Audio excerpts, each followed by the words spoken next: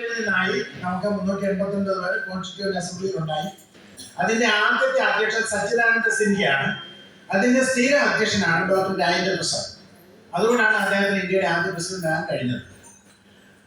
അപ്പോൾ ഇവര് ഏതാനും കമ്മിറ്റികൾ രൂപീകരിച്ചു. അതായത് സ്റ്റിയറിംഗ് കമ്മിറ്റി, ന്യൂനപക്ഷ കമ്മിറ്റി, ഫ്ലാഗ് കമ്മിറ്റി, അതുപോലെ മനുഷ്യാവകാശ കമ്മിറ്റി, അങ്ങനെ 22 കമ്മിറ്റിയുണ്ട്. ആ കമ്മിറ്റികളിൽ ഏറ്റവും പ്രധാനമാണ് കോൺസ്റ്റിറ്റ്യൂഷൻ ഡ്രാഫ്റ്റിംഗ് കമ്മിറ്റി. അതായത് ഈ 389 പേരുള്ള സഭയിൽ നിന്ന് അവര് 7 പേരെ തെരഞ്ഞെടുത്തു. 7 പേരെ തെരഞ്ഞെടുത്ത് ഡ്രാഫ്റ്റിംഗ് കമ്മിറ്റി ഉണ്ടായി. അപ്പൊ ഇതിന്റെ പ്രവർത്തനങ്ങൾ നടക്കുന്ന സമയത്താണ് വിഭജനം എന്ന് പറയുന്ന സംഗതി വരുന്നത്. അതായത് ഈ കോൺസ്റ്റിറ്റ്യൂന്റ് അസംബ്ലി കൂടുന്ന സമയത്ത് പാകിസ്ഥാൻ വിഭജനം വേണോ വേണ്ടോ എന്നുള്ള തർക്കത്തിൽ നിൽക്കുകയായിരുന്നു. ആ സമയത്ത് 47 ജൂൺ 3-നാണ് വിഭജിച്ച് പശ്ചിമ പാകിസ്ഥാനും പൂർവ്വ പാകിസ്ഥാനും എന്ന് പറയുന്ന ഒരു രാജ്യം ഉണ്ടാക്കാൻ തീരുമാനിച്ചു. അപ്പൊ ആ പൂർവ്വ പാകിസ്ഥാനാണ് പിന്നീട് ബംഗ്ലാദേശ് എന്ന പേരിൽ 1971 മുതൽ അറിയപ്പെടുന്നത്. ആദ്യം അതിന്റെ പേര് പൂർവ്വ പാകിസ്ഥാനായിരുന്നു. അപ്പൊ അങ്ങനെ വന്നു കഴിഞ്ഞപ്പോഴേ ആ പ്രദേശത്തുള്ളവരെ പോയി 90 പേരുണ്ടായിരുന്നു അവര്. പിന്നീട് കോൺസ്റ്റിറ്റ്യൂന്റ് അസംബ്ലിയില് 299 പേരെ ഉണ്ടായിരുന്നു. അപ്പൊ ഞാൻ നേരത്തെ പറഞ്ഞല്ലോ 7 പേരെ, അതിന് ഏറ്റവും പ്രഗത്ഭരായ 7 പേരെ എടുത്ത് ഒരു ഭരണഘടന നിർമ്മിക്കുവാനായിട്ട് നിയോഗിച്ചു. ആ 7 പേരെ ആരൊക്കെയാന്ന് ചോദിച്ചാൽ അതിന്റെ അധ്യക്ഷനാണ് അംബേദ്കർ. അതായത് കോൺസ്റ്റിറ്റ്യൂഷൻ ഡ്രാഫ്റ്റിംഗ് കമ്മിറ്റി അഥവാ ഭരണഘടന കരട് നിർമ്മാണ കമ്മിറ്റിയുടെ അധ്യക്ഷനാണ് അംബേദ്കർ. പിന്നെ ബാക്കിയുള്ള 6 പേര് KM Munshi, Muhammad Saadulla, N Gopalaswamy Iyengar, Alladi Krishnaswamy Iyer, DP Khaitan, BL Mitter, ഇങ്ങനെയാണ് 7 പേര്. അങ്ങനെ പ്രവർത്തനം തുടങ്ങിയ സമയത്ത് ഈ ഖൈത്താൻ എന്ന് പറയുന്ന ആൾ മരിച്ചുപോയി. അതിന് പകരം TT കൃഷ്ണമാചാരി എന്ന് പറയുന്ന ഒരാളെ ഉൾപ്പെടുത്തി. BL മിത്തർ എന്ന് പറയുന്ന ആളിന് സുഖമില്ലാവും. അതിന് പകരം മാധവറാവു എന്ന് പറയുന്ന ഒരാളിനെ ഉൾപ്പെടുത്തി. അങ്ങനെ ആകെ 9 പേരും ഒരേ സമയം 7 പേരും അടങ്ങുന്ന ഒരു കമ്മിറ്റിയാണ് നമ്മുടെ ഭരണഘടന യഥാർത്ഥത്തിൽ എഴുതിയുണ്ടാക്കിയത്. അതിന്റെ അധ്യക്ഷനാണ് ഡോക്ടർ BR അംബേദ്കർ. അതുകൊണ്ട് അദ്ദേഹത്തെ ഭരണഘടനാ ശില്പി എന്ന് പറയും. നമ്മൾ ഏതൊരു ഇപ്പൊ വായനശാലയുടെ പരിപാടി നടത്തിയാൽ ചിലപ്പോൾ എല്ലാ കമ്മിറ്റിക്കാരും ഇവിടെ കാണുകയില്ല. പലപ്പോഴും സെക്രട്ടറിയുടെ തലയിലായിരിക്കും ജോലി. എല്ലായിടത്തും അങ്ങനെയാണ് ഏതൊരു പരിപാടി എന്ന് പറയുന്ന പോലെ 7 അംഗ കമ്മിറ്റി ഉണ്ടെങ്കിലും എല്ലാം തന്നെ അംബേദ്കർ തന്നെ കൂടുതലായിട്ട് ചെയ്യേണ്ടി വരുന്നുണ്ട്. അതുകൊണ്ടാണ് അദ്ദേഹത്തിന്റെ ഭരണഘടനാ ശില്പി എന്ന് പറയുന്നത്. ശരിക്കും 7 പേരെയാണ് ജയിപ്പിച്ചിരിക്കുന്നത്. അപ്പൊ ഇവര് ഈ 7 പേര് വിവിധ രാജ്യങ്ങളിലെ ഭരണഘടനകൾ പരിശോധിച്ച് അതിൽ നിന്ന് നല്ല ആശയങ്ങൾ ഉൾക്കൊണ്ടാണ് നമ്മൾ ഭരണഘടന നിർമ്മിച്ചിട്ടുള്ളത്. അവര് ഏതാണ്ട് 60ഓളം രാജ്യങ്ങളിലെ ഭരണഘടന അവർ പരിശോധിച്ചു. അതിന് മുമ്പായിട്ടുള്ള കാര്യം പറയാം, പല രാജ്യത്തും ഭരണഘടന ഇല്ലായിരുന്നു. ചില കീഴ്വഴക്കങ്ങൾ അനുസരിച്ച് ഭരിക്കുന്ന രാജ്യങ്ങളുണ്ട്. അതുപോലെ റിട്ടേൺ കോൺസ്റ്റിറ്റ്യൂഷൻ ഇല്ലാത്ത രാജ്യങ്ങളുണ്ട്. അപ്പൊ വളരെ നല്ല രാജ്യങ്ങൾ അല്ലെങ്കിൽ ഉത്തരവാദിത്തമുള്ള രാജ്യങ്ങളിൽ ഭരണഘടന തന്നെ ഉള്ളൂ. നമ്മൾ വിചാരിക്കുന്ന പോലെ എല്ലായിടത്തും ഭരണഘടനയില്ല. ഒരു റിട്ടേൺ കോൺസ്റ്റിറ്റ്യൂഷൻ ആദ്യമായിട്ട് വന്നത് അമേരിക്കയിലാണ്, USA, United States of America. അതുകൊണ്ട് അത് ഏറ്റവും ചെറിയ ഭരണഘടനയാണ്. നമ്മുടെ ഭരണഘടന നേരെ ഓപ്പോസിറ്റ് ആണ്, ഏറ്റവും വലിയ ഭരണഘടന, ബൃഹത്തായ ഏറ്റവും വിപുലമായ ഭരണഘടന. ജനാധിപത്യം ഉത്ഭവിച്ചത് ഗ്രീസിലാണ്. എന്നാൽ ഒരു റിട്ടേൺ കോൺസ്റ്റിറ്റ്യൂഷൻ ഉണ്ടായത് USA-യിലാണ്, അതായത് അമേരിക്കയിലാണ്. അപ്പൊ അങ്ങനെ പല രാജ്യങ്ങളും ഭരണഘടന ഇല്ല. അപ്പൊ ഉള്ള രാജ്യങ്ങളിൽ അല്ലെങ്കിൽ നല്ല കീഴ്വഴക്കങ്ങൾ അനുസരിച്ച് ഭരിക്കുന്ന രാജ്യങ്ങളിൽ നമ്മുടെ കോൺസ്റ്റിറ്റ്യൂഷൻ ഡ്രാഫ്റ്റിംഗ് കമ്മിറ്റിയിലെ അംഗങ്ങൾ ചെന്ന ഭരണഘടന എല്ലാം പരിശോധിച്ച് അതിലെ നല്ല ഭാഗങ്ങൾ എടുത്താണ് നമുക്ക് ഭരണഘടന നിർമ്മിച്ചിട്ടുള്ളത്. അതായത് നമ്മുടെ ഭരണഘടനയുടെ ഏറ്റവും നട്ടെല്ലെന്ന് പറയുന്നത് മൗലിക അവകാശങ്ങളാണ്. നമുക്കറിയാം, ഭരണഘടന നിലവിൽ വരുമ്പോൾ 7 മൗലിക അവകാശങ്ങളായിരുന്നു, ഇപ്പൊ 6 ആണ്. അപ്പൊ മൗലിക അവകാശം ഇത് നമ്മൾ കടംകൊണ്ടിട്ടുള്ളത് അമേരിക്കൻ ഭരണഘടനയിൽ നിന്നാണ് നമ്മൾ കടംകൊണ്ടിട്ടുള്ളത്. അതുപോലെ മൗലിക കടമകൾ അഥവാ ഫണ്ടമെന്റൽ ഡ്യൂട്ടീസ് ഉണ്ട്, അത് നമ്മൾ കടംകൊണ്ടിട്ടുള്ളത് സോവിയറ്റ് യൂണിയന്റെ ഭരണഘടനയിൽ നിന്നാണ്. അതുപോലെ സ്വാതന്ത്ര്യം, സമത്വം, സാഹോദര്യം, റിപ്പബ്ലിക് എന്ന ആശയം, ശക്തമായ കേന്ദ്രത്തോടു കൂടിയ ഫെഡറേഷൻ, ഇതെല്ലാം നമ്മൾ കടമെടുത്തിട്ടുള്ളത് ഫ്രാൻസ് ഭരണഘടനയാണ്. നമുക്ക് അത്യാവശ്യം വന്നാൽ ഇവിടെ അടിയന്തരാവസ്ഥ പ്രഖ്യാപിക്കാം, അത് എടുത്തിട്ടുള്ളത് ജർമ്മനിയുടെ ഭരണഘടനയാണ്. അതുപോലെ രാഷ്ട്രതലത്തിൽ നാമമാത്ര അധികാരമേ ഉള്ളൂ, അതുപോലെ പ്രധാനമന്ത്രിക്കാണ് അധികാരം. ഇത് നമ്മൾ എടുത്തിട്ടുള്ളത് ബ്രിട്ടന്റെ ഭരണഘടനയാണ്. ബ്രിട്ടനിലെ രാജ്യം പോലെയാണ് നമുക്ക് പ്രസിഡന്റ്. രാഷ്ട്രത്തലവൻ അവിടെ രാജ്യമാണ്, അതുപോലെ ഇവിടെ പ്രസിഡന്റ്. പക്ഷെ പവർ കൂടെ പ്രധാനമന്ത്രിക്കാണ്. അത് ബ്രിട്ടനിൽ നിന്ന് നമ്മൾ കടം കൊണ്ടിട്ടുള്ളതാണ്. പിന്നെ നമ്മുടെ ഫെഡറൽ സമ്പ്രദായം അത് കാനഡയിൽ നിന്ന് എടുത്തുള്ളതാണ്. നമ്മുടെ ശരിക്കും ഫെഡറൽ അല്ല, നമ്മൾ ക്ലാസ് ഫെഡറൽ എന്ന് പറയും. അതായത് നമ്മുടെ രാഷ്ട്രത്തെ ശക്തമായ കേന്ദ്രത്തിലൂടെ ഫെഡറേഷൻ നടത്തുക. കേന്ദ്രത്തിന് ഭയങ്കര പവറാണ്. അങ്ങനെയാണ് നമ്മൾ പറഞ്ഞത്. അതിന്റെ ഒരു ഉദാഹരണമാണ് നമുക്ക് എല്ലാവർക്കും അറിയാം. 1959 നിയമസഭ ഭരണ ഗവൺമെന്റ് പിരിച്ചു. അതായത് 57 ഇലക്ഷൻ നടന്ന് 5 വർഷത്തേക്കാണ് ഇലക്ഷൻ നടന്നത്. 51 പിരിച്ചു വിടുന്നു. അത്രയാണ് കേന്ദ്രത്തിന്റെ അധികാരം ആ തരത്തിലാക്കി നമ്മുടെ ഭരണഘടന എഴുതിയിട്ടുള്ളത്. പലവട്ടം ഇങ്ങനെ പല ഗവൺമെന്റുകളെ തിരിച്ചുവിട്ടിട്ടുണ്ട്. ഗവർണർ റിപ്പോർട്ട് കൊടുത്താൽ നമ്മൾ തിരിച്ചുവിടുക. എന്തുകൊണ്ടാണ് അങ്ങനെ കൂടുതൽ തിരിച്ചുവിടാന്ന് വെച്ചാൽ രാജ്യത്ത് പ്രക്ഷോഭം ഉണ്ടായാലും അത് മേടിച്ച് പേടിച്ച പലപ്പോഴും തിരിച്ചുവിട്ടിട്ടുണ്ട്. നമുക്കറിയാം 77 മൊറാർജി ദേശായിയുടെ ഗവൺമെന്റ് വന്നു. മൊറാർജി ദേശായിയുടെ ഗവൺമെന്റ് വന്നപ്പോൾ അന്നുള്ള കോൺഗ്രസ് ഗവൺമെന്റുകളൊക്കെ ചില സംസ്ഥാനങ്ങളിൽ പിരിച്ചുവിട്ടു. അത് കഴിഞ്ഞ് വീണ്ടും ഇന്ദിരാഗാന്ധി 1980 തിരിച്ചു വന്നു. അപ്പൊ ജനതാദൾ പറ്റുകൊണ്ടിരുന്ന, അന്ന് ജനതാ പാർട്ടിയാണ്, ജനതാദൾ ആയിട്ടില്ല, ജനതാ പാർട്ടി പറ്റുകൊണ്ടിരുന്ന ഗവൺമെന്റുകളെ തിരിച്ചു. അവൻ 1992 ഡിസംബർ 6-നാണല്ലോ ബാബറി മസ്ജിദ് തകർത്തത്. അന്ന് ഉത്തർപ്രദേശിലാണ് ബാബറി മസ്ജിദ്. ഉത്തർപ്രദേശ് അന്ന് ഭരിക്കുന്നത് കല്യാൺ സിംഗ്, BJPയുടെ ഒരു മുഖ്യമന്ത്രിയാണ്. അപ്പൊ ആ ഗവൺമെന്റിനെ മാത്രമല്ല BJP ഭരിക്കുന്ന മറ്റ് 3 സംസ്ഥാനങ്ങളിലെ ഗവൺമെന്റ്, ആ പാർട്ടി ഭരിക്കുന്ന ഗവൺമെന്റുകളെയൊക്കെ പിടിച്ചു. ഞാനിത് പറഞ്ഞു വന്നത് അതിലെ തെറ്റശീലമല്ല. അതായത് ശക്തമായ കേന്ദ്രത്തോടുകൂടി ഫെഡറേഷൻ. അങ്ങനെയാണ് നമ്മൾ പറഞ്ഞത്. സംസ്ഥാനങ്ങൾക്ക് ശരിയായിട്ടുള്ള ഒരു അധികാരം അവർക്ക് കൊടുക്കാത്ത ഒരു ഭരണഘടന എന്നാണ് നമുക്ക് മനസ്സിലാകുന്നത്. അപ്പൊ അത് നമ്മൾ എടുത്തിട്ടുള്ളത് കാനഡയിൽ നിന്നാണ്. അതുപോലെ തന്നെ നമുക്ക് union list, state list, concurrent list, എന്നീ 3 ലിസ്റ്റുകളുണ്ട്. യൂണിയൻ ലിസ്റ്റും സ്റ്റേറ്റ് ലിസ്റ്റും എന്ന് പറഞ്ഞു കഴിഞ്ഞാൽ അത് കാനഡയിൽ നിന്ന് എടുത്തിട്ടുള്ളതാണ്. കൺകറന്റ് ലിസ്റ്റ് എന്ന് പറഞ്ഞാൽ ഓസ്ട്രേലിയയിൽ നിന്ന് എടുത്തിട്ടുള്ളതാണ്. എന്താണ് യൂണിയൻ ലിസ്റ്റ്? യൂണിയൻ ലിസ്റ്റ് എന്ന് പറഞ്ഞു കഴിഞ്ഞാൽ കേന്ദ്ര ഗവൺമെന്റിന് നിയമനിർമ്മാണം നടത്താനുള്ള അധികാര അവകാശങ്ങളുള്ള കാര്യങ്ങൾ ഉൾപ്പെടുത്തുന്നതാണ് യൂണിയൻ ലിസ്റ്റ്. ഇനി സ്റ്റേറ്റ് ലിസ്റ്റ് ഉണ്ട്. അതായത് സംസ്ഥാന ഗവൺമെന്റ് നിയമനിർമ്മാണം നടത്തേണ്ട കാര്യങ്ങളാണ് അതിനകത്തുള്ളത്. കൺകറന്റ് ലിസ്റ്റ് ഉണ്ട്. 2 ഗവൺമെന്റിനും അധികാരം നിയമനിർമ്മാണം നടത്താനുള്ള അധികാര അവകാശം. അതാണ് കൺകറന്റ് ലിസ്റ്റ്. പലപ്പോഴും രാഷ്ട്രീയത്തിൽ പ്രവർത്തിക്കുന്നവർക്ക് പോലും ഇതൊന്നും അറിയാൻ പാടില്ലാതെ സംസാരിക്കുന്നത് ഞാൻ തന്നെ ചർച്ച കേട്ടിട്ടുണ്ട്. നേതാവിന്റെ പേര് ഞാൻ പറയുന്നില്ല. ഒരിക്കലും നേതാവ് ചോദിച്ചു എന്താണ് കൺകറന്റ്, ഈ ചാനൽ ചർച്ച നടക്കുമ്പോൾ ചോദിക്കുക. അതായത് ഭരണഘടന പഠിക്കാതെ രാഷ്ട്രീയത്തിൽ പോകുന്നതിന്റെ കുഴപ്പമാണ്. ഭരണഘടന പഠിച്ചിട്ട് വേണം പോരാൻ. കൺകറന്റ് ലിസ്റ്റ് എന്ന് പറഞ്ഞു കഴിഞ്ഞാൽ അത് 2 ഗവൺമെന്റ് നിയമനിർമ്മാണം നടത്താൻ കുറെ വിഷയങ്ങൾ. അതിന് ഉദാഹരണം പറയാം. യൂണിയൻ ലിസ്റ്റ് വിഷയങ്ങൾ. യൂണിയൻ ലിസ്റ്റ് വിഷയത്തിൽ ഒന്ന് പൗരത്വം കൊടുക്കാൻ യൂണിയൻ ഗവൺമെന്റിനെ കഴിയും, സംസ്ഥാന ഗവൺമെന്റിന് കഴിയില്ല. അതാണ് പൗരത്വം. ഒന്ന്, റിസർവ് ബാങ്ക് ആൻഡ് കറൻസി, അണുശക്തി പരീക്ഷണം, railway, post, army, navy, air force, വിദേശകാര്യം, income tax, corporate tax, excise duty, ഇങ്ങനെ ഒരു 97 കാര്യങ്ങളാണ് യൂണിയൻ ലിസ്റ്റ് ഉള്ളത്. ഭരണഘടന നിലവിൽ വരുന്ന 97ആണ്, ഇപ്പൊ 100 ഉണ്ട്. പിന്നെ സ്റ്റേറ്റ് ലിസ്റ്റ് ഉണ്ട്. അതിന് 66 വിഷയങ്ങളാണുള്ളത്. അത് ഇപ്പൊ 61 ഉള്ളൂ. 5 കൺകറന്റിലോട്ട് മാറ്റിയിട്ടുണ്ട്. ആ 61 ഏതൊക്കെയാണെന്ന് ചോദിച്ചാൽ 1 പോലീസ്, 2 ക്രമസമാധാനം, 3 അഗ്രികൾച്ചർ, പൊതുജന ആരോഗ്യം, അതുപോലെ തന്നെ തദ്ദേശ സ്വയംഭരണം, സ്പോർട്സ്, അതുപോലെ ഭൂനികുതി, ഇങ്ങനെയുള്ള 61 കാര്യങ്ങളാണ് ഈ സ്റ്റേറ്റ് ലിസ്റ്റ് ഉള്ളത്. അപ്പൊ സ്റ്റേറ്റ് ലിസ്റ്റിലെ അഗ്രികൾച്ചർ സ്റ്റേറ്റ് ലിസ്റ്റ് ആണ്. നമ്മൾ ഓർക്കുന്നുണ്ടാകും, നമ്മുടെ ഡൽഹിയിലെ ഒരു കർഷകരുടെ ഒരു സമരം എന്നൊക്കെ ഓർക്കുന്നുണ്ടാകും. ശരിക്കും അത് സ്റ്റേറ്റ് ലിസ്റ്റിലുള്ള വിഷയങ്ങൾ സ്റ്റേറ്റിന് സമവായം വേണം. അത് നിയമനിർമ്മാണം അത് ഇവിടുത്തെ രാഷ്ട്രീയക്കാര് ചിലരൊക്കെ സംസാരിക്കും. കാനഡാണ് അത് ഏറ്റവും എടുത്തു പറഞ്ഞത്.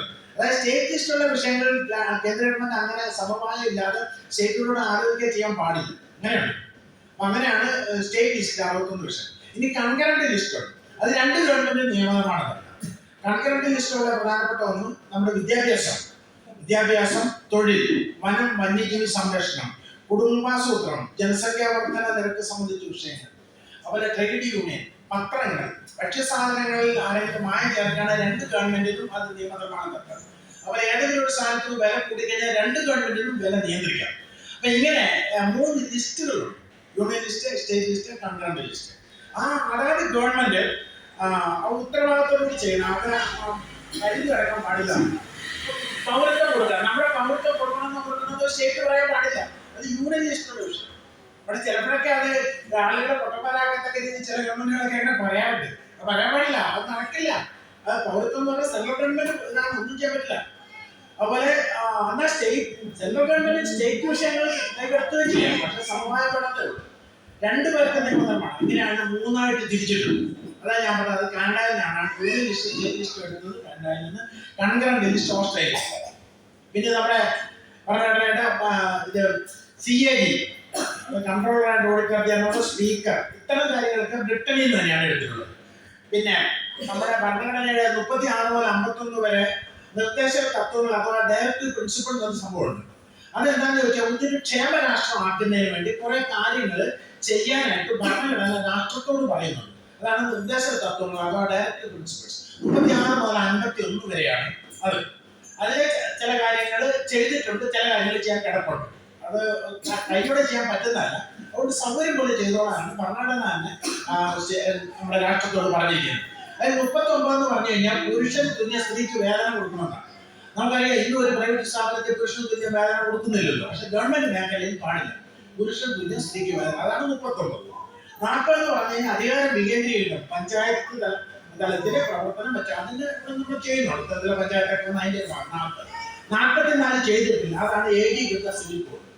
ഏകീകൃത സിവിൽ കോഡ് എന്ന് പറഞ്ഞു കഴിഞ്ഞാൽ നമുക്ക് എല്ലാവർക്കും ഏത് മതം വേണേൽ സ്വീകരിക്കാം. നമ്മുടെ മതേതര രാഷ്ട്രമാണ് നമ്മുടെ. മതേതര രാഷ്ട്രം എന്ന് പറഞ്ഞു കഴിഞ്ഞാൽ ഒരു മതത്തെ ആയിട്ട് മാത്രം അംഗീകരിക്കുന്നില്ല. രാഷ്ട്രത്തിന് മതമില്ല. അതായത് ഇപ്പൊ അമേരിക്കയ്ക്ക് മതമുണ്ട്, ക്രിസ്തു മതം. ഫ്രാൻസിനില്ല. ബ്രിട്ടന് മതമുണ്ട്, ക്രിസ്തു മതം. ഇസ്ലാമിക രാഷ്ട്രങ്ങളെ കുറിച്ച് നമുക്കറിയാം. സൗദി അറേബ്യ, കുവൈറ്റ്, അവർക്ക് ഒറ്റ മതമുണ്ട്, ഇസ്ലാം മതം. പക്ഷെ ഇന്ത്യക്ക് മതമില്ല. ഇന്ത്യ എല്ലാ മതത്തിനെയും അംഗീകരിക്കുന്നു. ഭൂരിപക്ഷമൊന്നുമില്ല. ഏത് മതത്തിൽ വേണമെങ്കിൽ നമുക്ക് മതം നമുക്ക് മാറാം, പക്ഷെ നിർബന്ധിച്ച് മാറ്റാൻ പറ്റില്ല. ഏത് മതവും നമുക്ക് സ്വീകരിക്കാം. ഭരണഘടന 25 മുതൽ 28 വരെ മതത്തെ കുറിച്ച് തന്നെയാണ് ഏത് മതം സ്വീകരിക്കാനുള്ളത്. അതുപോലെ തന്നെ അതിനുള്ള ആരാധന സ്വാതന്ത്ര്യമൊക്കെ ഉണ്ട്. പക്ഷെ എന്നിരിക്കലും ഈ പിന്തുടർച്ച അവകാശം തുടങ്ങിയ അവകാശങ്ങള് അത് ഒരുപോലെ വരണമെന്നാണ്. അതാണ് ഏകീകൃത സിവിൽ കോഡ്. ഏകീകൃത സിവിൽ കോഡ് എന്നൊക്കെ പറയുമ്പോഴത്തേക്കും ആളുകൾക്ക് പേടിക്കാം. ഏതാണ്ട് സത്യത്തെ ഏകീകൃത സിവിൽ കോഡ് വേണം, അത് തട്ടലോടുകൂടി പറയാൻ നമുക്ക് കഴിയണം. അതായത് ഒരു രാജ്യത്ത് ഒരേ നിയമമല്ലേ വേണ്ടത്. പൗരന്മാർക്ക് വ്യത്യസ്ത മതങ്ങൾ സ്വീകരിക്കാം, പക്ഷെ ഒരേ നിയമമല്ലേ വേണ്ടത്. ഞാൻ ഉദാഹരണം പറയാം, ഒന്ന് രണ്ട് ഉദാഹരണം പറഞ്ഞാൽ മനസ്സിലാവും. ഇപ്പൊ നിങ്ങൾക്കറിയാം, ക്രിസ്ത്യാനിയുടെ പിതാവ് മരിക്കുന്നു, ആ സ്വത്തിന് അവകാശം ആ മക്കൾക്കേ ഉള്ളൂ. ഇത് തെറ്റോ ശരിയോ? ഇപ്പൊ കേസ് കൊടുത്ത് അരുന്ധതി റോയുടെ മാതാവ് മേരി റോയുടെ കേസ് കൊടുത്ത് നമുക്ക് കിട്ടും. പക്ഷെ അങ്ങനെയല്ല, ഏകീകൃത സിവിൽ ഡയറക്റ്റ് പോകും. ഇവർ ഒപ്പിടാതെ പറ്റില്ല, കൊടുക്കാൻ പറ്റില്ല. അതായത് പിതാവ് മരിച്ചു കഴിഞ്ഞാൽ ഹിന്ദുവിന് മക്കൾ എത്രയുണ്ടോ എല്ലാവർക്കും ഒരുപോലെ വീതം. ഇപ്പോൾ ഒരു 4 ഏക്കർ സ്ഥലമുണ്ട്, പിതാവ് മരിച്ചു, 4 മക്കളുണ്ടെങ്കിൽ 4 പേർക്ക് ഓരോ ഏക്കർ കിട്ടും. ഇതാണ് ഹിന്ദുവിൻ്റെ. ക്രിസ്ത്യാനിക്ക് പിതാവ് മരിച്ചു കഴിഞ്ഞാൽ 3 പെണ്ണും ഒരാണുമാണ്, ആണിന് തന്നെ സ്വത്ത് കൊടുക്കുക. തെറ്റല്ലേ? ഇനിയുണ്ട് മുസ്ലിമിനുണ്ട് പ്രശ്നങ്ങൾ. അതായത് ഒരു പെൺകുട്ടി മാത്രമേ വളർന്നിരിക്കട്ടെ, ഒരു പിതാവിന് ഒരു പെൺകുട്ടി മാത്രം. അത് ഹിന്ദുവിനാണേലും ക്രിസ്ത്യാനിക്കാണേലും ആ പിതാവ് മരിച്ചു കഴിഞ്ഞാൽ സ്വത്ത് മുഴുവൻ ഈ മകൾക്ക് കിട്ടും. പക്ഷെ ഇസ്ലാമിന് ഇന്ത്യയിലെ ചില പ്രദേശങ്ങളിൽ ആ സ്വത്ത് മുഴുവൻ കിട്ടില്ല. കാര്യം 50% കിട്ടുള്ളൂ. ഒരു പിതാവ് മരിച്ചു കഴിഞ്ഞാൽ ആ സ്വത്തിന്റെ 50% മകൾക്ക് കിട്ടുള്ളൂ. ഇതറിയാമോ അവർക്ക്? അറിയാവുന്നവരുണ്ടോ? അവർക്ക് അറിയില്ല. ഇന്ത്യയുടെ എല്ലാ സ്ഥലത്തും ഒരുപോലല്ല. ബാക്കി 50% ബന്ധുക്കൾക്ക് കൊടുക്കണം, പക്കത്തോട് കൊടുക്കണം. ഇങ്ങനെയൊക്കെ ഉണ്ട്. ഞാൻ അതിലേക്ക് കൂടുതൽ കടക്കുന്നില്ല. ഏകീകൃത സിവിൽ കോഡ് പറയാൻ തന്നെ ആളുകൾക്ക് വ്യാപി. ഞാൻ അത് പറയുന്നില്ല. അപ്പൊ ഏകീകൃതം നടപ്പാക്കിയിട്ടില്ല. 46 എന്ന് പറയുന്നത് പട്ടികജാതി പട്ടികവർഗം പോലെ പിന്നോക്ക അവസ്ഥ കഴിയുന്നവരെ ഉന്നതിയിലേക്ക് കൊണ്ടുവരാൻ കാര്യം ചെയ്യണം. 47 എന്ന് പറയുന്നത് നമ്മുടെ പൗരന്റെ ആരോഗ്യം സംരക്ഷിക്കണം സ്റ്റേറ്റ്. അതാണ് 47. 48 എന്ന് പറയുന്നത് കൃഷി ചെയ്യണം, മൃഗങ്ങളെ വളർത്താം. അതാണ് 48. 48A ഉണ്ട്, വനം വന്യജീവികളെ നമ്മൾ സംരക്ഷിക്കണം. 51A ഉണ്ട്, അത് പാലുന്ന മൗലിക കടമകളെ കുറിച്ച്. നമ്മൾ മൗലിക അവകാശങ്ങളെ കുറിച്ച് പറയുന്നത്. പക്ഷെ കടമ എന്ത് പറയുന്നതാണ്? അതേക്കുറിച്ച് ഞാൻ ചർച്ച ചെയ്യുന്നില്ല, കടമ ചെയ്യാൻ തയ്യാറാവുന്നില്ല. ആ കടമയുടെ ഒരു ഭാഗം ചേർത്താണ് ഇതൊരു പ്രതിജ്ഞ വന്നിട്ടുള്ളത്. അതായത് എല്ലാ ഭാരതീയരും എൻ്റെ സഹോദരി സഹോദരന്മാണ്, ഭാരതം എൻ്റെ രാജ്യമാണ് എന്നുള്ളത് വന്നിട്ടുള്ളത് ഈ കടമയുടെ എടുത്താണ്. ഞാനിപ്പോൾ പറഞ്ഞു വന്നത് 36 മുതൽ 51 വരെ ഡയറക്റ്റീവ് പ്രിൻസിപ്പിൾസ് അഥവാ നിർദ്ദേശ തത്വങ്ങൾ എന്ന് പറയും. ഇത് നമ്മൾ എടുത്തിട്ടുള്ളത് അയർലൻഡിൽ നിന്നാണ്. ഞാനിപ്പോൾ പറഞ്ഞത് എന്നിട്ട് ഓരോ രാജ്യങ്ങളിൽ നിന്ന് എടുത്ത കാര്യമാണ് ഇപ്പോൾ പറഞ്ഞിട്ടിരിക്കുന്നത്. ഞാൻ പറഞ്ഞ മൗലികാവകാശം അമേരിക്ക, മൗലിക കടമ റഷ്യ, അന്ന് സോവിയറ്റ് യൂണിയൻ എന്നാണ്. നിർദ്ദേശ തത്വങ്ങൾ അയർലൻഡ്, അതുപോലെ unionist state list Canada, concurrent list Australia, ശക്തമായ കേന്ദ്രത്തിലൂടെ ഫെഡറേഷൻ റിപ്പബ്ലിക് എന്ന ആശയം ഇതെല്ലാം നമ്മൾ എടുത്തുള്ള ഫ്രാൻസ് അടിയന്തരാവസ്ഥ പ്രഖ്യാപിക്കാനുള്ള ജർമ്മനി, ഇങ്ങനെ വിവിധ രാജ്യങ്ങളിൽ നിന്നുള്ള ഭരണഘടനയുടെ ആശയങ്ങൾ എടുത്തിട്ട് നമ്മുടേതായ രീതിയിലാക്കുകയാണ്. അതിപ്പോൾ മൗലിക അവകാശം അമേരിക്കൻ ഭരണഘടനയിലുണ്ട്. അത് പക്ഷേ അതൊന്നും അല്ല ഇവിടുത്തെ, വളരെ ബൃഹത്തായിട്ടാണ്. അപ്പൊ ആശയമേ എടുത്തിട്ടുള്ളൂ. അപ്പൊ നമ്മൾ അവിടുത്തെ ഓരോ രാജ്യത്തു നിന്നും കുറേശ്ശെ എടുത്ത് ഈ ഒരു ഭരണഘടന ഉണ്ടാക്കിയാലും അങ്ങനെ ചിന്തിക്കരുത്. ആ ആശയം മാത്രമേ എടുത്തുള്ളൂ. നമ്മുടേതായ ശൈലിയിൽ വളരെ നല്ല രീതിയിലാണ് ഈ ഭരണഘടനയിൽ നമ്മൾ അത് ചേർത്തിട്ടുള്ളത്. അപ്പൊ അങ്ങനെ വിവിധ രാജ്യങ്ങളിൽ നിന്നുള്ള ആശയങ്ങൾ വിപുലീകരിച്ചാണ് നമ്മൾ ഭരണഘടന ഉണ്ടാക്കിയിരിക്കുന്നത്. ഇത് കൂടാതെ ഈ ബ്രിട്ടൻ ഇവിടെ ഭരിക്കുമ്പോൾ അവർക്ക് ഭരണഘടന വെച്ചാണ് ഭരിക്കുന്നത്. അതിന്റെ പേര് ഗവൺമെന്റ് ഓഫ് ഇന്ത്യ ആക്ട് 1935 എന്നാണ്. ഗവൺമെന്റ് ഓഫ് ഇന്ത്യ അവർ ഭരണഘടന വെച്ചാണ് ഭരിക്കുന്നത്. പക്ഷെ അതിനകത്ത് ഒരുപാട് കരി നിയമങ്ങളുള്ളതുകൊണ്ട് അത് മുതലെടുക്കാൻ പറ്റില്ല. അതിൽ നിന്ന് 2-3 കാര്യങ്ങൾ എടുത്തിട്ടുണ്ട്. നമ്മൾ വിവിധ രാജ്യങ്ങളിൽ നിന്ന് എടുത്ത കാര്യം പറഞ്ഞു. ബ്രിട്ടന്റെ ഭരണഘടനയിൽ നമ്മൾ 2-3 കാര്യം എടുക്കുന്നത്. അതിലൊന്നാണ് പബ്ലിക് സർവീസ് കമ്മീഷൻ. അത് നല്ലതാണല്ലോ. അപ്പൊ അന്നുണ്ടായിരുന്ന ഫെഡറൽ കോടതിയാണ് നമ്മൾ സുപ്രീം കോടതിയായിട്ട് മാറ്റിയത്. അതുപോലെ ഈ ഗവർണർ എന്നുള്ള തസ്തിക അതിൽ നിന്നെടുത്താണ്. അതായത് ബ്രിട്ടീഷുകാർ ഇന്ത്യ ഭരിക്കാനായിട്ട് തയ്യാറാക്കിയിരിക്കുന്ന ഭരണഘടന. അതിൽ നിന്നാണ് നമ്മൾ ഗവർണർ തസ്തിക എടുത്തത്. അതിപ്പോ നമുക്ക് അബദ്ധമായി തോന്നുന്നില്ലേ ഗവർണർ തസ്തിക? കാരണം എന്താണെന്ന് ചോദിച്ചാൽ പലപ്പോഴും ഗവർണർ ഒപ്പിടുന്നില്ല. അപ്പം ഏറ്റവും ഒരു പ്രധാന ഒരു രാജ്യത്തെ സംബന്ധിക്കും പാർലമെന്റും ഒരു സംസ്ഥാനത്തെ സംബന്ധിക്കുമ്പോൾ നിയമസഭയാണ് ഏറ്റവും പ്രധാനം. നിയമസഭ പാസ്സാക്കുന്നതിന് പിന്നെ ഗവർണർ ഒപ്പിടാതിരിക്കുക അത് പാടില്ല എന്നാണ് ഭരണഘടന പറയുന്നത്.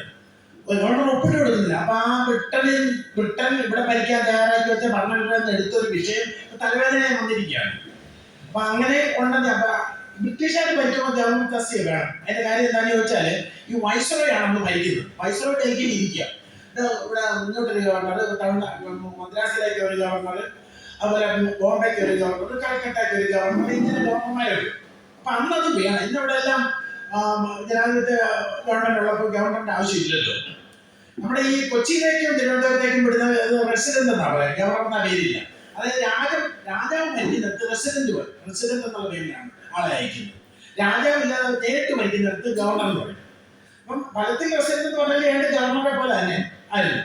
അവരൊക്കെ നമുക്ക് ഒരുപാട് അവകാശങ്ങൾ നിഷേധിച്ചിട്ടുണ്ട് ഈ റെസിഡന്റുമാർ. ഉദാഹരണം പറഞ്ഞു കഴിഞ്ഞാൽ 4ാം ക്ലാസ് വരെ നമുക്ക് വിദ്യാഭ്യാസം സൗജന്യം ഉണ്ടായിരുന്നുള്ളൂ. ഇവിടുത്തെ രാജാവ് ശ്രീകുലം തിരുനാൾ നമുക്ക് 7ാം ക്ലാസ് വരെ ആക്കാം സൗജന്യം. ഈ റെസിഡന്റ് സമ്മതിച്ചില്ല. അത് പറഞ്ഞിട്ട് അങ്ങനെ വന്നു കഴിഞ്ഞാൽ ഇവിടെ സംസ്ഥാനത്തിന് വരുമാനം കുറയും, രാജ്യത്തിന് വരുമാനം കുറയും. അപ്പൊ അവർക്ക് കിട്ടേണ്ട പൈസ കപ്പം കിട്ടൂല. അതുകൊണ്ട് സമ്മതിച്ചില്ല. അതിലൂടെ തിരുക്കൊച്ചി രൂപീകരണമായതിനു ശേഷമാണ് നമുക്ക് 7ാം ക്ലാസ് വരെയുള്ള വിദ്യാഭ്യാസ സൗജന്യമാക്കിയത്. EMS നമ്പൂതിരിപ്പാടിന്റെ ഗവൺമെന്റ് 57 വന്നപ്പോഴാണ് 8ാം ക്ലാസ്സിലെ വിദ്യാഭ്യാസ സൗജന്യമാക്കിയത്. അതേ EMS നമ്പൂതിരിപ്പാടിന്റെ ഗവൺമെന്റ് രണ്ടാമത് 67 വന്നു. 67 വന്നപ്പോൾ 69-70 മുതലാണ് ഈ 9-ലും 10-ലും ഒക്കെ ഫീസ് നിർത്തലാക്കിയത്. ഞാൻ പറഞ്ഞു വരുന്നത് ബ്രിട്ടീഷുകാർ ഭരിക്കുമ്പോൾ ഒരു സൗജന്യ വിദ്യാഭ്യാസം പോലും നമ്മൾ റെസിഡന്റുമാരെ സമ്മതിച്ചിട്ടില്ല. അപ്പൊ അങ്ങനെ റെസിഡന്റ് ഗവർണർ, അപ്പൊ ഈ കാര്യങ്ങളൊക്കെ നമ്മൾ എടുത്തിട്ടുള്ളത് അവര് ഭരിക്കാനായിട്ട് വെച്ചിരുന്ന ഭരണഘടന കാര്യങ്ങളാണ്. ഇങ്ങനെയാണ് വിവിധ രാജ്യങ്ങളുടെ ഭരണഘടന എടുത്താണ് നമ്മൾ ഭരണഘടന നിർമ്മിച്ചിരിക്കുന്നത് വളരെ വിപുലമായിട്ട്. ഈ ഭരണഘടന നിർമ്മിക്കുന്നതിന് 2 വർഷവും 11 മാസവും 17 ദിവസവും എടുത്തു. അതായത് ഇത്രയും കാലമെടുത്തൊരു ഭരണഘടന ലോകത്ത് എവിടെയും നിർമ്മിച്ചിട്ടില്ല. നമ്മുടെ രാജ്യത്താണ് അങ്ങനെ നിർമ്മിച്ചിട്ടുള്ളത്. അതുകൊണ്ടാണ് ബൃഹത്തായ ഭരണഘടന എന്ന് പറയട്ടെ. 1949 നവംബർ 26-ാം തീയതി ഇത് അംഗീകരിക്കും. ഈ അംബേദ്കർ ഭൂമിയിൽ എടുത്തുകൊണ്ടുവന്ന ഭരണഘടന അത് അതുപോലെ നമ്മൾ എടുത്തിട്ടില്ല, അങ്ങനെ എടുത്തില്ല. ഇത് കോൺസ്റ്റിറ്റ്യൂവന്റ് അസംബ്ലിയാണ് പരമാധികാരം. ഞാൻ പറഞ്ഞു ആദ്യം 389 പേരും പിന്നീട് 299 പേരുള്ള കോൺസ്റ്റിറ്റ്യൂവന്റ് അസംബ്ലിയാണ് പരമാധികാരം. അപ്പൊ ഇവർ എടുത്തുകൊണ്ടുവന്ന ഭരണഘടന ഇവിടെ ചർച്ചയായിട്ട് മാറും. അവരെ ചിലത് കൂട്ടിച്ചേർത്ത് അങ്ങനെയാണ് ഇത് അന്തിമ രൂപം കൊടുത്തിട്ടുള്ളത്.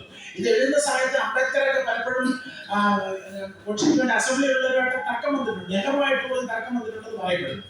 അതായത് അംബേദ്കറൊക്കെ ചോദിച്ചെന്ന് പറഞ്ഞത് ഞാൻ എന്നാൽ കൂലിക്ക് എഴുതാൻ വന്നതാണോ, എന്റേതായ ആശയങ്ങൾ ഇതിനകത്ത് എഴുതണ്ടേ, ഞാൻ കൂലിക്കാരനല്ല എന്നൊക്കെ പറഞ്ഞ് പ്രസിഡന്റായിട്ടെന്നാണ് പറയുന്നത്. പക്ഷേ കോൺസ്റ്റിറ്റ്യൂവന്റ് അസംബ്ലിയിൽ ഇത് അവതരിപ്പിക്കുമ്പോഴേ നെഹ്റു വിചാരിക്കുന്ന പല കാര്യങ്ങളും നടക്കും. കാര്യം എന്താണെന്ന് ചോദിച്ചാൽ നെഹ്റു പ്രധാനമന്ത്രിയാണ്, പാർലമെന്ററി പാർട്ടി ലീഡറാണ് കോൺഗ്രസിന്റെ. അപ്പോൾ നെഹ്റു യോജിക്കുകയാണെങ്കിൽ അതിനകത്ത് കോൺഗ്രസ്സുകാരെല്ലാം യോജിക്കും. അങ്ങനെ വരുമ്പോഴത്തേക്ക് അത് പാസ്സാകും. അപ്പൊ അങ്ങനെ നെഹ്റുവിന്റെ ഒരു സ്വാധീനം ഈ ഭരണഘടനയിൽ എപ്പോഴും ഉണ്ടായിരുന്നു. ഇത് പല കാര്യങ്ങളും അഭിപ്രായ വ്യത്യാസം വന്നിട്ടുള്ള ഒന്ന് നമ്മുടെ ഈ ഭരണഘടനയ്ക്ക് ഒരു ആമുഖമുണ്ട്, പ്രിയാമ്പിൾ എന്ന് പറയും. അതിന് ആരംഭിച്ചത് ഇങ്ങനെയാണ്: We the people of India having solemnly resolved to constitute India into a sovereign socialist secular democratic republic. ഇങ്ങനെയാണ് ആരംഭിക്കുന്നത്. അപ്പൊ അത് വി ദ പീപ്പിൾ അത് വേണ്ടെന്ന് ഒരു അംഗം പറഞ്ഞു. വി ദ പീപ്പിൾ വരെ, അതായത് പല പാശ്ചാത്യ ഭരണഘടനയിലും ആരംഭിക്കുന്നത് ദ നെയിം ഓഫ് ഗോഡ് എന്ന് പറഞ്ഞു, ദൈവനാമത്തിലാണ് ഭരണഘടന പലപ്പോഴും ആരംഭിക്കുന്നത്. അതുകൊണ്ട് നമ്മളെ ദൈവനാമത്തിലാക്കണം എന്ന നിർദ്ദേശമുണ്ട്. അത് അവസാനം വോട്ടിനിടേണ്ടി വരെ വന്നു. അതൊന്നും നെഹ്റു പിടിച്ചെടുത്ത് നിന്നില്ല. സാധാരണ നെഹ്റു യോജിക്കുന്നതിനോട് കോൺഗ്രസ്സുകാരനെ യോജിക്കും. കോൺസ്റ്റിറ്റ്യൂന്റ് അസംബ്ലി കോൺഗ്രസ് ആണല്ലോ കൂടുതൽ. പക്ഷെ ഇക്കാര്യത്തിലൊന്നും അവിടെ നിന്നില്ല. ദൈവം നെയിം ഓഫ് ഗോഡ്, ദൈവനാമത്തിൽ തുടരണമെന്നുള്ള ഒരുപാട് പേര് അഭിപ്രായമുണ്ട്. പക്ഷെ വോട്ടിനിട്ട് വന്നു കഴിഞ്ഞപ്പോൾ അതും ദൈവനാമത്തിൽ വേണ്ടാന്നാണ് അതിനോടെല്ലാം ഭൂരിപക്ഷം കിട്ടിയത്. അങ്ങനെയാണ് we the people of India having solemnity constitute എന്ന് അതിന് തുടക്കത്തിലാണ്. അപ്പൊ നമ്മുടെ ഭരണഘടനയ്ക്ക് ആദ്യം ഒരു ആമുഖം, പിന്നെ നമുക്ക് 22 പാർട്ട്, അതിപ്പോൾ 25ആണ്. പിന്നെ നമുക്ക് 8 ഷെഡ്യൂൾ, ഇപ്പം അത് 12ആണ്. പിന്നെ 395 ആർട്ടിക്കിൾ, 1 മുതൽ 395 ആർട്ടിക്കിൾ. അപ്പൊ ഇതൊക്കെ ഇതിനകത്താണ്. അതുകൊണ്ടാണ് ഇത്ര വലിപ്പം ഇതെന്ന് പറയാൻ കഴിയും. നിങ്ങൾ 1 മുതൽ 395 ഏത് പറഞ്ഞാലും ഇത് ഞാൻ നോക്കി പറയാം എന്താണെന്ന്. എല്ലാം എനിക്കങ്ങനെ കാണാതെ അറിയില്ല, കുറേയൊക്കെ അറിയുള്ളൂ. അപ്പൊ അങ്ങനെ 395 ആർട്ടിക്കിളുള്ള ഭരണഘടനയ്ക്ക് ഇത്രയും ആർട്ടിക്കിളുള്ള ഭരണഘടന ഇല്ല. അമേരിക്കയിലെ 50 താഴെ ആർട്ടിക്കിളുകൾ അമേരിക്കൻ ഭരണഘടനയ്ക്ക്, അത്ര വ്യത്യാസമുണ്ട്. അപ്പം ഈ ആർട്ടിക്കിൾ എങ്ങനെയാണ് ഇതിന്റെ ആർട്ടിക്കിൾ പോകുന്നത് എങ്ങനെയാണ്? അപ്പം പൗരത്വത്തെ കുറിച്ച് 5 മുതൽ 11 വരെ പൗരത്വമാണ്, 12 മുതൽ 35 വരെ മൗലികാവകാശമാണ്, 36 മുതൽ 51 വരെ ഞാൻ നേരത്തെ പറഞ്ഞായിരുന്നു ഡയറക്റ്റീവ് പ്രിൻസിപ്പൾസ്. അതിനകത്താണ് 44 7 സീറ്റുകളൊക്കെ കിടക്കുന്നത്. 36 മുതൽ 51 ഡയറക്റ്റീവ് പ്രിൻസിപ്പൽ അഥവാ നിർദ്ദേശ തത്വം. അത് കഴിഞ്ഞ് പിന്നെ ഒരു 10-20 വകുപ്പ് രാഷ്ട്രപതി ഉപരാഷ്ട്രപതിയെ സംബന്ധിച്ചാണ്. രാഷ്ട്രപതി എങ്ങനെ തെരഞ്ഞെടുക്കും, രാഷ്ട്രപതിയുടെ ചുമതല, രാഷ്ട്രപതി ഇല്ലാവുന്ന ഉപരാഷ്ട്രപതി ചുമതല, ഇങ്ങനെയാണ് പോലെ. അത് കഴിഞ്ഞ് കഴിഞ്ഞാൽ 79, 80, 81 പാർലമെന്റാണ്. 79 പാർലമെന്റ് എന്ന് പറഞ്ഞാൽ എന്താണ്? അതൊരു 80 രാജ്യസഭ, അതിന്റെ വിശദാംശം 80 രാജ്യസഭ രൂപീകരിക്കണം, 81 ലോക്സഭ ഇങ്ങനെയാണ് ഇതിൽ പോരുന്നത്. അപ്പോൾ 123 രാഷ്ട്രപതിക്ക് ഓർഡിനൻസ് പുറപ്പെടുവിക്കാനായിട്ട് 123. അപ്പൊ അങ്ങനെ പോന്നിട്ട് 213 ഗവർണർക്ക് ഓർഡിനൻസ് പുറപ്പെടുവിക്കാനുള്ള വകുപ്പ്. അപ്പോൾ 32 ആർട്ടിക്കിളാണ് 5 റിട്ടുകൾ പുറപ്പെടുവിക്കാനായിട്ട് സുപ്രീം കോടതിക്കുള്ള അധികാരം. അത് തന്നെ 26 ഹൈക്കോടതിക്ക് പുറപ്പെടുവിക്കാനുള്ള അധികാരം. ഇങ്ങനെ വന്നിട്ട് ഈ 356 ഈ കുഴപ്പം പിടിച്ച വകുപ്പ് എടുക്കുന്നത്. 356 എന്താ വകുപ്പ്? ഓർമ്മണ്ട, സംസ്ഥാനങ്ങൾ പിരിച്ചുവിടാമോ? സംസ്ഥാനങ്ങളിൽ ഇതിനകത്ത് പിരിച്ചുവിടാമെന്നല്ല എഴുതിയേക്കുന്നത്. സംസ്ഥാനങ്ങളിൽ ഭരണ വൈകല്യം ഉണ്ടായാൽ ഗവർണറുടെ റിപ്പോർട്ട് മേടിച്ചിട്ട് രാഷ്ട്രപതിക്ക് ഭരണം ഏറ്റെടുക്കാം. എന്ന് വെച്ചാൽ ഇവിടെ സംസ്ഥാനം പിരിച്ചുവിടാവും. 356 നമ്മുടെ ഗവൺമെന്റ് പിരിച്ചുവിടാൻ. 370 ഉണ്ടായിരുന്നു. അത് ജമ്മു കാശ്മീരിൽ പ്രത്യേക പദവിയായിരുന്നു. അതിപ്പോ എടുത്തു കളഞ്ഞില്ല, അതിപ്പോ ഇല്ല. 370 ഇല്ല. അപ്പൊ ഇങ്ങനെയാണ് നമ്മുടെ ഇപ്പൊ 315 PSC കുറിച്ച് പറയുന്നത്. 280 വിവിധ നികുതികളെ കുറിച്ച് പറയുന്നത്. 279 GST. ഇങ്ങനെ 1 മുതൽ 395 വകുപ്പുകളും അതിന് ഉപവകുപ്പുകളുണ്ട് വേറെ. അതുകൂടെ ചേർക്കുമ്പോൾ 460 വകുപ്പുകൾ നമ്മുടെ ഭരണഘടനയ്ക്കുണ്ട്. അപ്പൊ അത്രയൊന്നും നമ്മൾ മനസ്സിലാക്കിയില്ലെങ്കിലും നമ്മുടെ ഭരണഘടന അനുസരിച്ചാണോ കാര്യങ്ങൾ പോകുന്നതെന്ന് നമ്മൾ മനസ്സിലാക്കണം. പിന്നെ നമുക്ക് ഭരണഘടന ഭേദഗതി ചെയ്യാം. ഭേദഗതി ചെയ്യാനുള്ള അധികാരമുള്ളത് പാർലമെന്റിന്. അങ്ങനെ 106 പ്രാവശ്യം ഇത് ഭേദഗതി വരുന്നുണ്ട്. 106ാമത്തെ ഭേദഗതി വനിതകളുമായിട്ട് ബന്ധപ്പെട്ട എന്താണെന്നറിയാമോ? 106ാം ഭേദഗതി അതായത് 2029 മുതൽ വനിതകൾക്ക് 30% സംവരണം നിയമസഭയിലും അതുപോലെ ലോക്സഭയിലും വെക്കുക അനുവദിച്ചിട്ടുണ്ട്. അതാണ് ഈ ലാസ്റ്റ് ഭേദഗതി. 106ാം ഭേദഗതിയാണ്. 103 മുന്നോക്കക്കാരിലെ പിന്നോക്കക്കാരെ 10% സംവരണം. അതേക്കുറിച്ച് കേട്ടിട്ടുള്ളവരെന്ന് കൈ വെക്കാവോ? മുന്നോക്കക്കാരി EWS എന്ന് പറയും. EWS എന്ന് കേട്ടിട്ടുള്ളവരെന്ന് കൈ വെക്കുക. ഇത്രയൊക്കെ അറിയാമെന്നറിയാം. EWS അതായത് നമുക്ക് ഈ ജാതി സംവരണമാണ് ഇവിടെ നിലവിലുള്ളത്. അറിയാലോ, നമ്മൾ 70% ആളുകൾ ജാതി സംവരണത്തിന്റെ പരിധിയിൽ വരും. സംവരണമില്ലാത്ത ആരെങ്കിലും ചോദിച്ചാൽ നായർ, ബ്രാഹ്മണർ, ക്രിസ്ത്യാനിയിലെ ഒരു വിഭാഗം, ഇവ ഒഴികെ എല്ലാവർക്കും ജാതി സംവരണമുണ്ട്. അപ്പൊ ഈ ഗവൺമെന്റ് ജാതി സംവരണം ഇല്ലാത്തവരെ ഒറ്റ വാക്കിൽ മുന്നോക്കക്കാരെന്ന് പറയുകയാണ്. മുന്നോക്കക്കാരിൽ വരുമാനം കുറഞ്ഞവർ, പിന്നോക്കക്കാർക്ക് ഒരു ചെറിയ സംവരണം വന്നിട്ടുണ്ട്, 10%. അതാണ് EWS, എക്കണോമിക്കലി വീക്കർ സെക്ടർ. അതായത് സംവരണമില്ലാത്തവരിൽ വരുമാനം കുറഞ്ഞവർക്ക് സംവരണം കൊടുക്കുന്നു. എല്ലാവർക്കും കിട്ടില്ല. ഞാൻ നേരത്തെ പറഞ്ഞ ജാതി സംവരണം ഇല്ലാത്ത ആളുകളിൽ തന്നെ വാർഷിക വരുമാനം 4 ലക്ഷത്തിൽ താഴെയാണെങ്കിൽ ഇത് കിട്ടുള്ളൂ. അപ്പൊ ഞാൻ ഇതിലൂടെ പറയുന്ന അതുകൂടെ ഒന്ന് മനസ്സിലാക്കണം. ഈ സംവരണം പലപ്പോഴും എറണാകുളം ജില്ലയിൽ ആരും അപ്പീൽ ചെയ്യുന്നില്ല. പലർക്കും ഇതൊന്നും അറിയില്ല. മനസ്സിലായില്ലേ? പലർക്കും ഇതൊന്നും അറിയില്ല. അപ്പൊ ഇങ്ങനെ ഒരു സംവരണം ഒന്നുകൂടെ നമ്മൾ അറിയണം. ഇപ്പൊ അടുത്ത കാലത്ത് വന്നിട്ടുള്ളത് അത് ഭരണഘടനയുടെ 103 ഭേദഗതി. 101 GST ആണ്.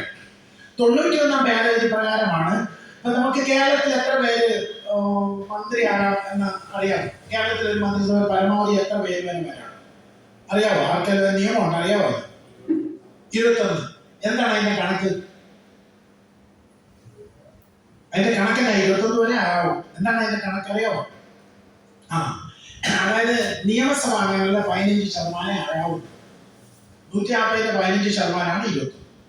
അതാണ് അതിന്റെ കണക്ക്. ലോക്സഭയിലെ 543 പേരാണ്. അതിന്റെ 15% ഇന്ത്യയിൽ മന്ത്രിയാകാവുന്നു. പക്ഷെ അവര് 15 എടുക്കാറില്ല, 14%. അപ്പൊ അതാണ് 91 ഭേദഗതി. ഞാൻ ഭേദഗതിയെ കുറിച്ച് പറയുന്നുണ്ട്. 86 നമ്മുടെ വിദ്യാഭ്യാസ മൗലിക അവകാശമാക്കുന്ന 86 ഭേദഗതിയാണ്. അതുപോലെ 73 ഭേദഗതിയാണ് ത്രിതല പഞ്ചായത്തിന് ആധാരമായിട്ടുള്ള ഭേദഗതി. 61 ഭേദഗതി വഴിയാണ് നമുക്ക് വോട്ടിംഗ് പ്രായം 21 നിന്ന് 18 കുറച്ചത്. അതുപോലെ 52 ഭേദഗതിയാണ് കൂറുമാറ്റ നിരോധനം. 44 ഭേദഗതിയാണ് നമ്മുടെ ഒരു മൗലിക അവകാശം ഒരു വേണമെന്ന് വെച്ചു. അതായത് നമുക്ക് 7 മൗലിക അവകാശമാണ്. അതിലെ സ്വത്തവകാശം നമ്മുടെ മൗലിക അവകാശമാകുന്നുണ്ട്. ഭരണഘടന നിലവിലുണ്ട്. അത് ശരിയല്ലാന്ന് കണ്ട് ഈ ഭരണഘടന എഴുതിയ സമയത്ത് അതേക്കുറിച്ച് ചിന്തിച്ചിട്ടില്ല.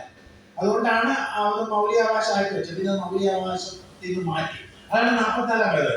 42 ഭേദഗതി ബൃഹത്തായ ഒരു ഭേദഗതി, കുറേയേറെ കാര്യങ്ങൾ മാറ്റിയതാണ് 42. അപ്പൊ ഇനി നമ്മുടെ ഭരണഘടന ഭേദഗതി ചെയ്യാം. ഭരണഘടന ഭേദഗതി ചെയ്താൽ കുട്ടികളാർക്കത് പറയാം? ആർക്കാ ഭേദഗതി ചെയ്യാൻ അവകാശമുണ്ട്? പാർലമെന്റാണ് എല്ലാവരും. പാർലമെന്റിനാണ് ഭേദഗതി ചെയ്യാനുള്ള അവകാശം. ചില ഭേദഗതികൾ പാർലമെന്റ് പാസ്സാക്കി 2 സഭകൾ പാസ്സാക്കി പ്രസിഡന്റ് ഒപ്പിട്ടാൽ നടപ്പിൽ വരുത്താൻ പറ്റില്ല. അതിന് പകുതി സംസ്ഥാനങ്ങളുടെ നിയമസഭയിൽ കൂടെ പാസ്സാക്കി. എല്ലാവരും ഇല്ല, ചിലത്. അങ്ങനൊന്നാണ് GST. അങ്ങനെ അവർക്ക് മാത്രം ചെയ്യാൻ പറ്റുന്നതല്ല.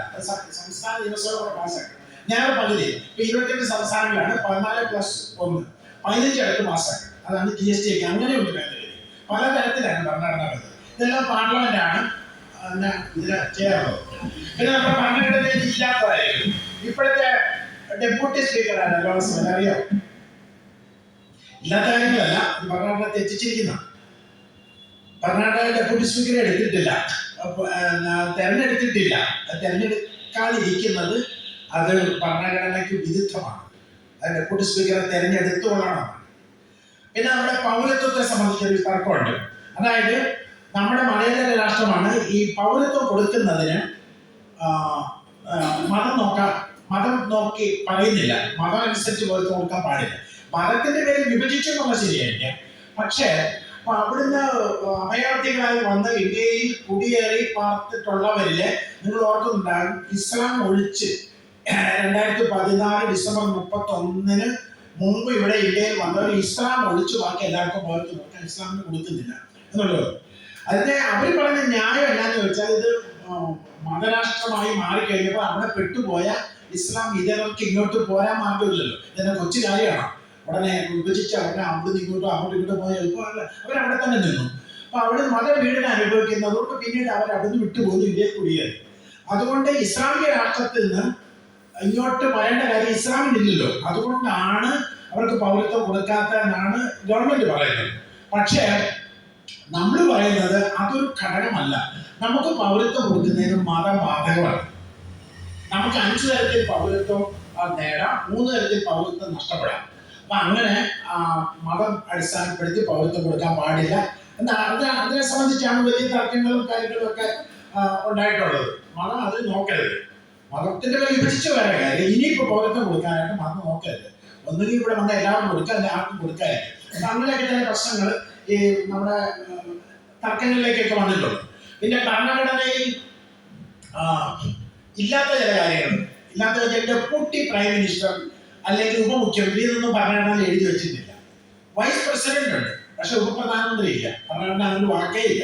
അതുപോലെ സംസ്ഥാനങ്ങളിൽ ഉപമുഖ്യമന്ത്രി അങ്ങനെ ഒരു വാക്കേ ഇല്ല. പിന്നെ ഭരണഘടനയിൽ എഴുതി വെച്ചിരിക്കുന്നത് ലോക്സഭയിൽ ഭൂരിപക്ഷമുള്ള പാർട്ടിയുടെ നേതാവ് പിന്നെ രാഷ്ട്രപതി പ്രധാനമന്ത്രിയെ നിയമിക്കുമെന്നാണ് ഭരണഘടന എഴുതി വെച്ചിരിക്കുന്നത്. അപ്പൊ ഭൂരിപക്ഷം ഇല്ലെങ്കിലോ ഒന്നും എഴുതി വെച്ചിട്ടില്ല. അവിടെ എഴുതി വെച്ചിരിക്കുന്ന പ്രധാനമന്ത്രി ഉണ്ടാകേണ്ടത് ഇങ്ങനെ, അതായത് ലോക്സഭയിൽ ഭൂരിപക്ഷമുള്ള പാർട്ടിയുടെ നേതാവിനെ പ്രധാനമന്ത്രിയായിട്ട് രാഷ്ട്രപതി നിയമിക്കാനാണ്. ഭൂരിപക്ഷം ഇല്ലെങ്കിൽ എന്ത് ചെയ്യണം? എഴുതിയിട്ടില്ല. അപ്പൊ അത് കീഴ്വഴക്കനുസരിച്ച് ചെയ്യണം. അപ്പൊ ഭൂരിപക്ഷം ഇല്ലെങ്കിൽ ഇപ്പൊ ചെയ്തുകൊണ്ടിരിക്കുന്നത്, ആദ്യമായിട്ട് ഇന്ത്യയിൽ ഭൂരിപക്ഷം ഇല്ലാതെ വന്നത് 1991 രാജീവ് ഗാന്ധി കൊല്ലപ്പെട്ട ഇലക്ഷൻ. ആ സമയത്താണ് കോൺഗ്രസ് ഏറ്റവും വലിയ ഒറ്റകക്ഷിയായിട്ട് വന്നു. പക്ഷെ ഭൂരിപക്ഷം ഇല്ല. 543 ലോക്സഭയിലെ അംഗങ്ങൾ. അതിന്റെ നേരെ പകുതി 272 വേണം ഒരു മന്ത്രിസഭ രൂപീകരിക്കുന്നത്. കാരണം കോൺഗ്രസിൽ സഖ്യകക്ഷികൾ കൂടെ 272 ഇല്ല. പിന്നെ ഏറ്റവും വലിയ മുന്നണി ആയതുകൊണ്ട് നരസിംഹറാവു കോൺഗ്രസിന്റെ ലീഡറെ വിളിച്ച് മധ്യപ്രദേശ് ജയിക്കുകയായിരുന്നു. അപ്പൊ അതൊരു കീഴ്വഴക്കമാക്കി. അതായത് ഏറ്റവും വലിയ പാർട്ടിയുടെ നേതാവ്, ആർക്കും ഭൂരിപക്ഷത്തിന്റെ ഏറ്റവും വലിയ പാർട്ടിയുടെ നേതാവിനെ പ്രധാനമന്ത്രിയോ അല്ലെങ്കിൽ സംസ്ഥാന മുഖ്യമന്ത്രിയോ ആക്കി. അപ്പൊ അതൊക്കെ പിന്നെ കീഴ്വഴക്കമായി.